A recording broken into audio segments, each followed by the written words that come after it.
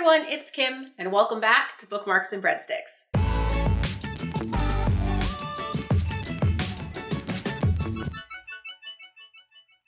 Welcome back to Bookmarks and Breadsticks. If you're new to my channel, I normally talk about foodie nonfiction writing, anything from a chef's memoir to the history of a specific fruit, but here and today, I'm actually here to talk to you about one of my favorite TV shows and the evolution of Iron Chef. So earlier this year, Netflix announced the debut of a new show, Iron Chef Legends, with the returning host of Alton and the chairman as the MC. And this made me take a step back and think about the evolution of Iron Chef, both from its days in the Food Network and even earlier on. So if you are new to the series of Iron Chef, let's go all the way back to its origins, where it debuted in Japan and was on air from 1993 till about 1999, filming just over 300 episodes.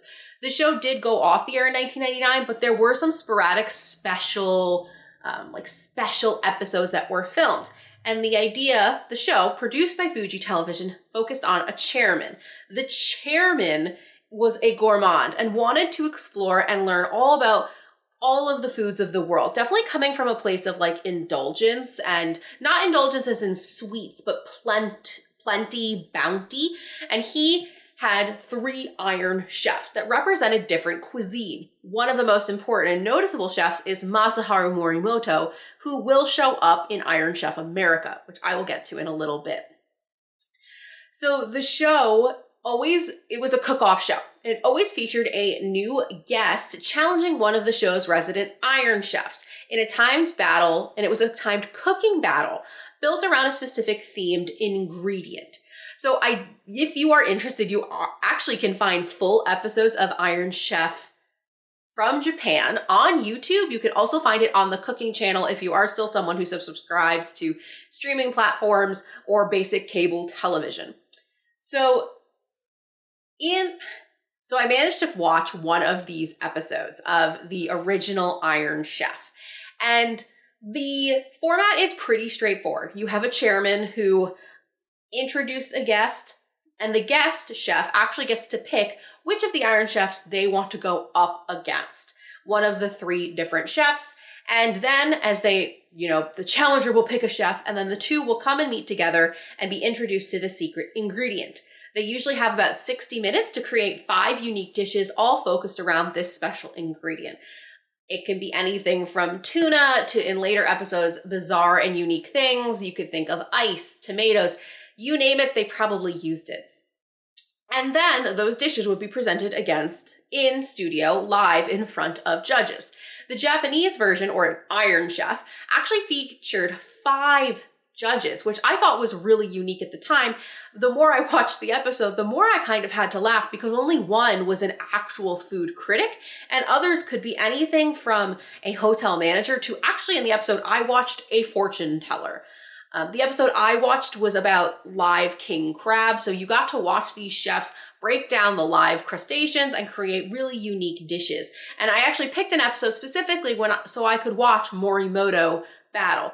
Masaharu Morimoto is probably the most well-known Iron Chef because he is the only one who went from Iron Chef in Japan to actually making it to the Food Network's version, Iron Chef America.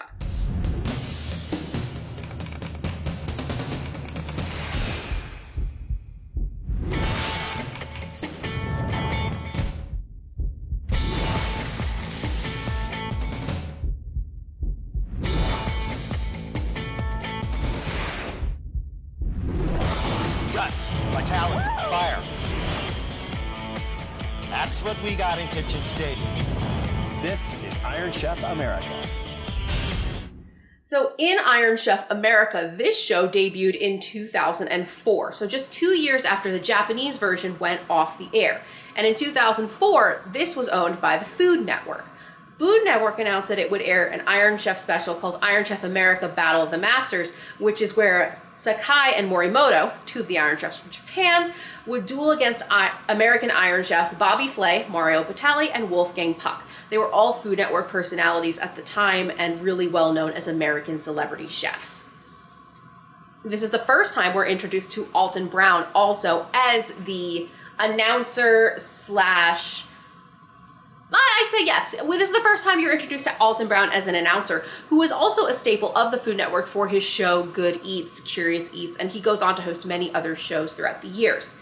Before I get into the Food Network version of Iron Chef America, I should mention that Bobby Flay and Masaharu Morimoto have actually battled before in different Iron Chef competitions. They battled when Morimoto was still a Japanese under the Japan umbrella Iron Chef. And actually there were quite some scandals that, that's been touched on throughout the years. It's largely, I'd say, forgotten at this point. But when Bobby Flay battled Morimoto and actually won his match, he jumped on top of his counter and stood on top of the cutting board, which was actually a huge sign of disrespect. So for an American chef to beat Morimoto, it really caused a lot of scandal back in the day. But from what I've understood, the two went on to be Iron Chefs on the Food Network and are still friends to this day. But at the time, it really didn't paint Bobby Flay in a really good light. So Iron Chef America has also its own chairman. The chairman is actually the nephew of Takashi Kaga. So Takashi Kaga is the first chairman from Japan's Iron Chef.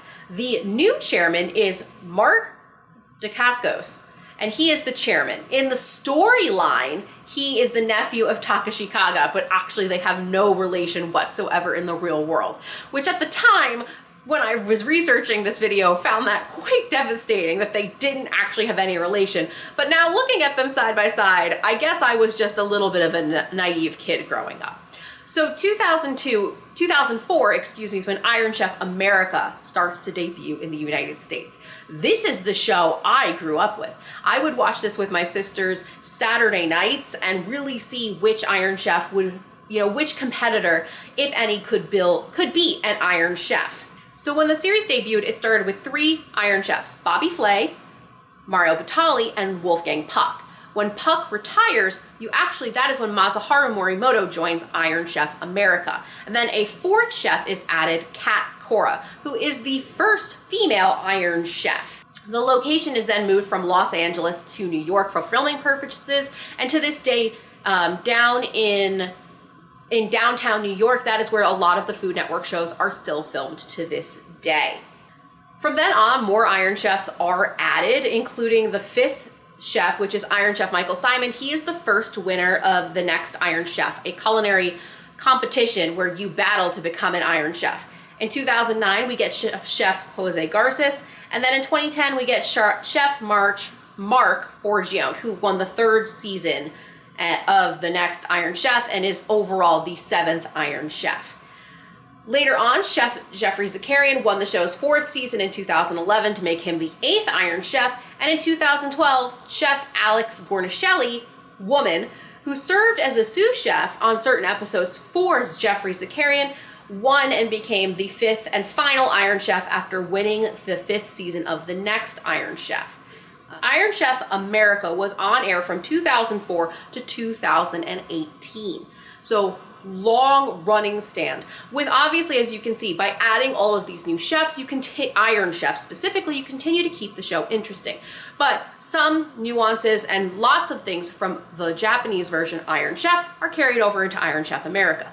You have a chairman, you have your announcer, which is Alton Brown, which I'd say is one of the anchor, flagship, important elements of Iron Chef.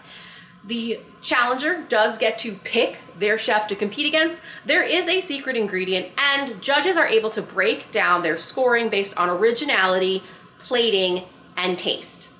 Originality is really used on how well you utilize the secret ingredient. Later seasons of Iron Chef America do introduce a challenge where the chairman requires the first dish to be served within the first 30 minutes of the competition. Later episodes also have the chairman wheeling in a cart of a mystery curveball. Sometimes that ends up being a different cooking device that the chef must use while preparing one of his or her dishes. As the seasons go on and new chefs are introduced, other Iron Chefs are removed. Kat Cora eventually comes off the show. She ends up married and raising a family. And Mario Batali is later removed. He says because he didn't like I had to take cookies out of the oven, but I'm back. Within the eras of Iron Chef America, what I really enjoyed was being able to see the wins and loss statistics of each Iron Chef. And later chefs, unfortunately, the newer Iron Chefs that come onto the show, don't have as strong of a winning streak. I'd say actually when I checked the records, which really my records come from Wikipedia, the best statistics in terms of wins, losses actually came from Michael Simon, who was, I'd say, the first of the new era of Iron Chefs, but still someone who is still a flagship member of the Food Network with multiple cooking shows. Masaharu Morimoto had some of the highest quantities of overall matches, which makes sense since he did come over from Iron Chef Japan to Iron Chef America. A lot of chefs already knew him as a household name, at least in theory from like that Asian viewership. So they wanted to challenge someone they already recognized. Bobby Flay was known for his Mexican or Southwestern culinary cuisine out of South California, New Mexico, and so on. And Kat Cora, a powerhouse of flavor as well. After Kat Cora leaves, and we start to have new Iron Chefs coming out and churned out of, I'd say, the next Iron Chef other TV show, I'd say overall the quality of the show starts to go down, in my opinion. I think by introducing the new rules of having the first dish within 30 minutes up to the judges and other curveballs, that was the attempt for the Food Network to keep the show interesting. The Food Network, I should mention, also only had 3 judges, 2 of which were actual food critics, and the third usually a rotating guest star. That can sometimes be a Food Network personality or just a celebrity in general. Later seasons, you see the exit of Mario Batali, and in interviews, he does say that he left the show because he felt he was being judged by people who were not of the skill or equipped to actually give him critical reviews, and says something along the lines of he didn't see why he had to compete and serve food to celebrities and socialites when he actually was a chef with multiple restaurants. Honestly, later in life, there's the scandal about Mario Batali and his treatment of women in the workplace, and he's quietly been removed from the Food Network ever since. So, probably good that he got out then before, his career blew up in his face, which he rightfully deserved. One of the most important things I think about the Food Network's Iron Chef America is really Alton Brown and his relationship with Kevin Brott. Kevin was the on-set kind of liaison who would look over the Iron Chef or the competitor's shoulders to really see what they were up to, what they were cooking, and each Iron Chef or competitor had 2 sous chefs with them on the floor. Kevin would then relay that information to Alton Brown, and Alton Brown's role was to bridge for the audience and explain in really simple to understand terms what these chefs were cooking, what they were doing, whether that was a technique, a new ingredient, or some kind of plating or new technology, such as things like a sous vide bag or an immersion circulator. To me, the show really wouldn't have survived or been nearly as interesting without Kevin, the chairman, and Alton Brown. There are some other shows that come out during this era of the Food Network's run of Iron Chef America, including Iron Chef Gauntlet and Iron Chef Showdown. Iron Chef Gauntlet is a 2-season reformat of Iron Chef America, where 7 chefs from around the country compete in an elimination contest, with the last remaining chef facing a gauntlet challenge of defeating 3 other Iron Chefs in order to earn the title. This aired in 2017 and 2018, the very end of Iron Chef America's run. This competition did not produce a new Iron Chef. Then there was Iron Chef Showdown. It was a reimagining of Iron Chef America, and it also aired on the Food Network for a single season of 10 episodes from 2017 to 2018. There was a winner on this show, and this was Chef Stephanie Izard. Chef Stephanie Izard is also well known for being one of the winners of Top Chef and also the first woman to win a Top Chef season. She has critically acclaimed restaurants in Chicago, but you never see Stephanie Izard defend her title as an Iron Chef on the Food Network because Iron Chef America comes to an end. Also in the later seasons, I believe it was the 2017 and 2018 season, you see Alton Brown actually step away from hosting duties of Iron Chef America, with Jet Tila stepping in as the MC/announcer. Now, I think Jet Tila is a fantastic chef and a good personality who has gone on to be a very frequent, reoccurring judge on multiple Food Network shows, but doesn't have the same charm to me that Alton Brown does. That's who I grew up watching, and that's who I missed. I also think around this time, maybe closer to 2014, was when Alton Brown stopped hosting his show Cutthroat Kitchen on the Food Network. This, to me, is the end of a really long-standing era that the Food Network had with Alton Brown. Now, I don't think that they ended on bad terms, but from what I found online in interviews, Alton Brown just felt like he was very over and done with being a host, and life was too short and he wanted to do other culinary things. He has since gone on to reboot the show Good Eats in 2 different formats, one of which with new recipes and another where he looks back at old recipes and updates them accordingly. Before I transition to Iron Chef Legends on Netflix, I want to bookend and mention that Iron Chef America does have multiple holiday specials where there are also moments where 2 Iron Chefs fight 2 Iron Chefs, or an Iron Chef is teamed up with a celebrity or an additional chef or member of the culinary world. Sometimes that's other Food Network stars, and sometimes that's actual just other celebrity chefs out in the world. But throughout its run in Iron Chef, with the later seasons being not maybe as stellar or interesting, I always found that people who came to Iron Chef came to compete and really put themselves up to the challenge. I think this show was maybe one of the first models before Bravo TV's Top Chef really became a big thing. So Iron Chef America ends in 2018, and then this year in 2022, we get notice from Netflix that a 1-season, 8-episode order of Iron Chef Legends will be debuting. So, feeling hungry, old friend?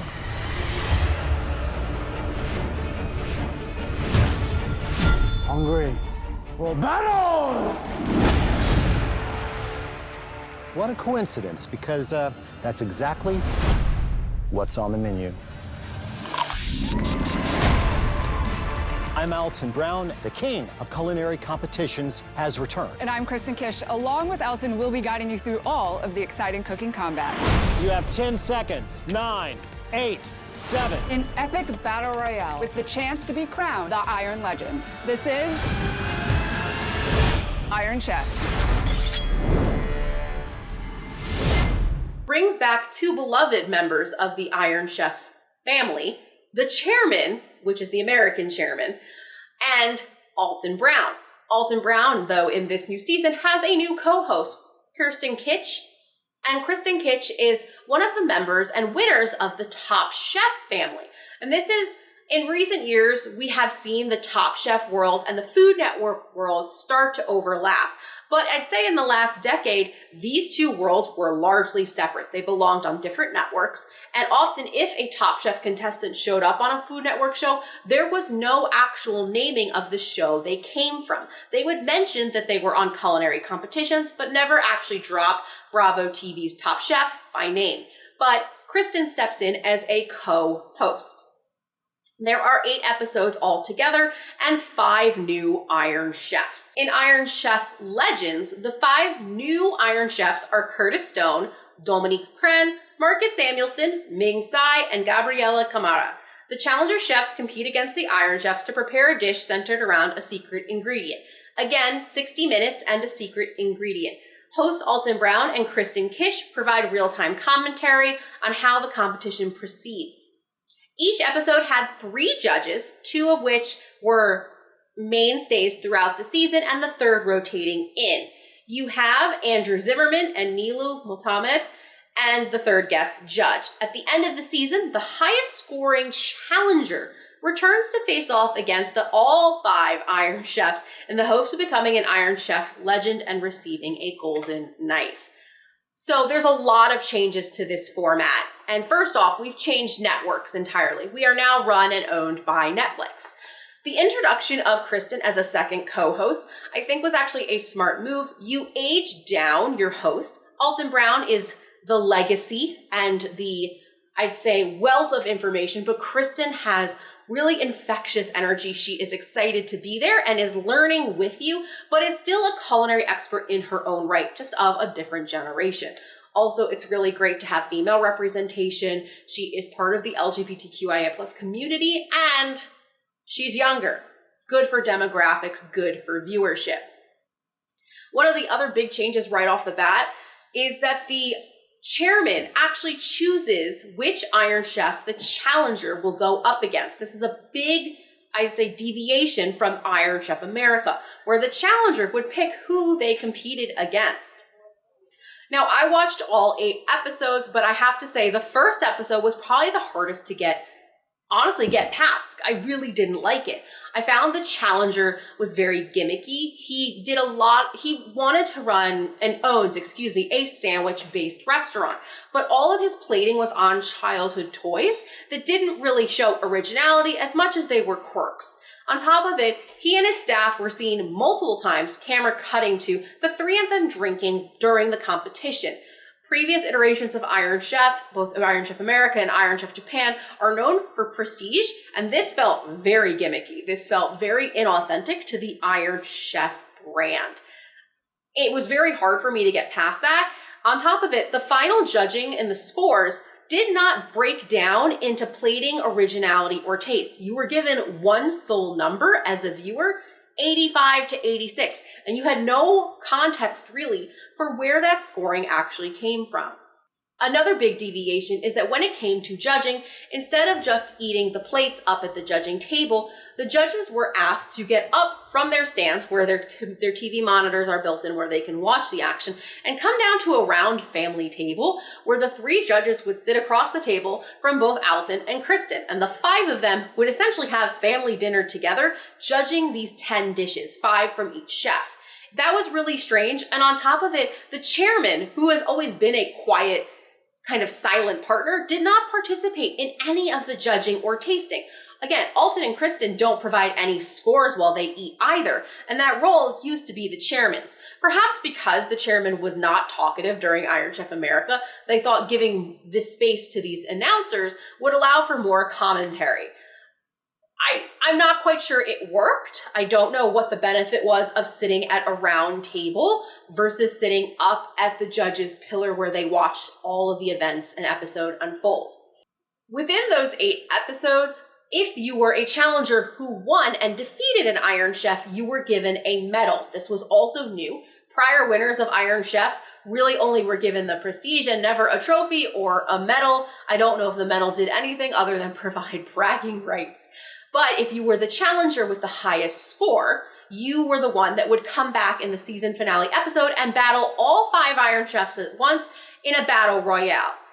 The difference there is that each of the 5 Iron Chefs would be responsible for 1 dish, but you as the challenger would have your 2 sous chefs and more creative control.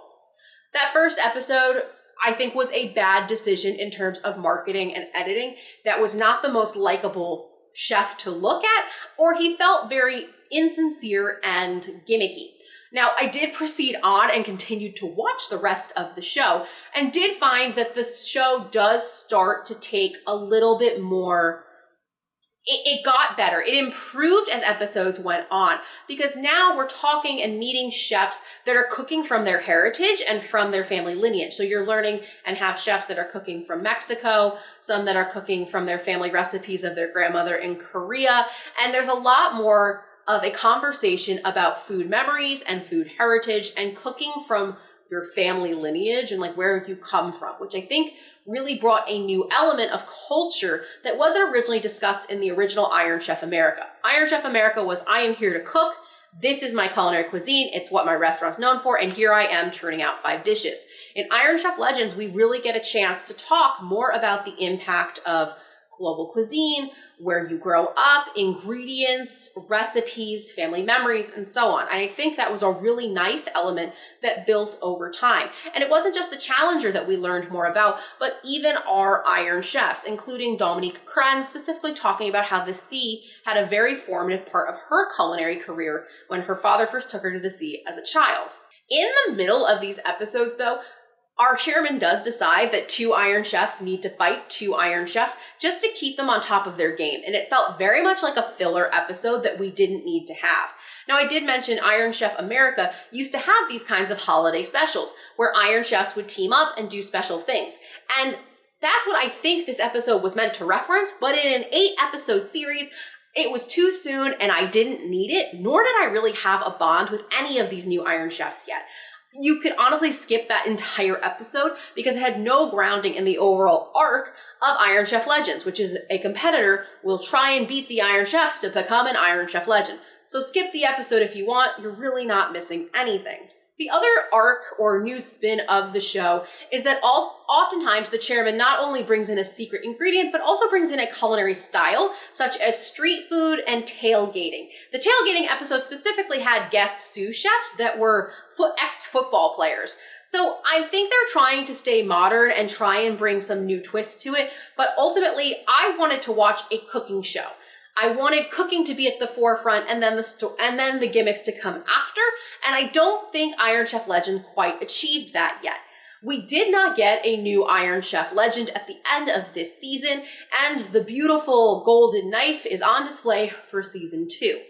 Now, I'm not sure if you're going to tune into season 2, but I did think it was a really fun moment to look at the journey of Iron Chef from Japan to Iron Chef America to now Iron Chef Legends on Netflix.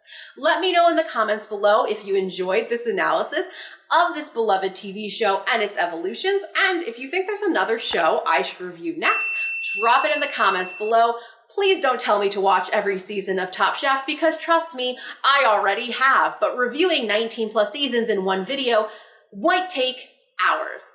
I'll also link down below other videos I think you'll enjoy, and don't forget to follow me across social media where I'm posting about the things I'm reading, the things I'm eating, and the Read It and Eat subscription box. I'll see you in the next one. Bye.